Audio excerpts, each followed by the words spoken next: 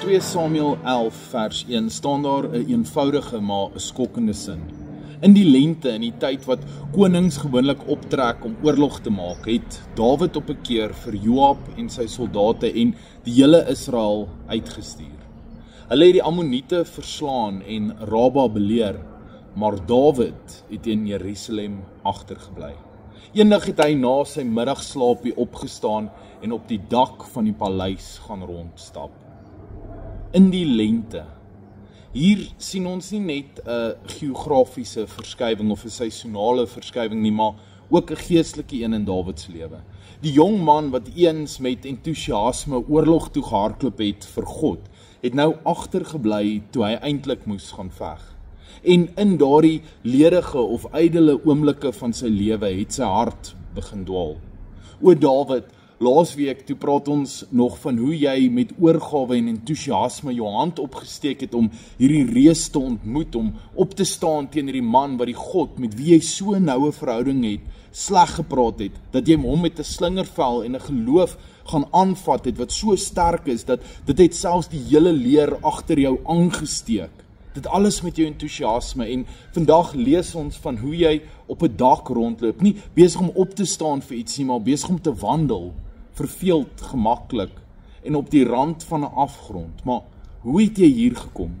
Niemand sou kon voorspel dat hierdie dapper herderseun van Bethlehem, hierdie goeie vegter, die man so na in God se hart, eendag so ver sou val nie. Maar dit het gebeur. En nie in 'n oomblik van krisis nie, maar in 'n oomblik van gemak. Nie te midde van oorlog nie, maar te midde van luiheid, ydelheid. Dawid se geestelike verval was nie 'n oombliklike verdwyn van entoesiasme nie, maar eerder 'n reeks klein keuses wat hom daartoe gelei het. Dit wys net vir ons hoe entoesiasme nie oornag verdwyn nie, maar deur 'n proses van geestelike verslapping. Onthou die oorsprong van entoesiasme, en theos, in God, saam God, by God, deur God vervul of vol van God. Dawid wat vroeër sy siel gevoed het met die teenwoordigheid van die Here, het sy entoesiasme verloor toe hy opgehou het om doelbewus tyd saam met God te spandeer. En dit het hom op die dieptepunt van sy lewe gelei. En nou is my vraag, wat van ons? Dit gebeur baie makliker as wat ons dink. Entoesiasme is nie 'n eenmalige gawe nie, maar dit is 'n voortdurende keuse. As ons God nie aktief soek nie, sal ons passief van hom af weggedryf word.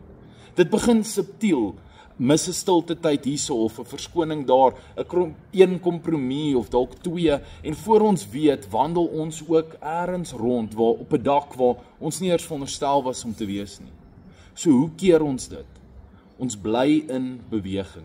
Ons hou aan om ons geloof te voed. Ons soek God nie net op die geveg daar nie, maar in die alledaagse. Ons bid, ons aanbid.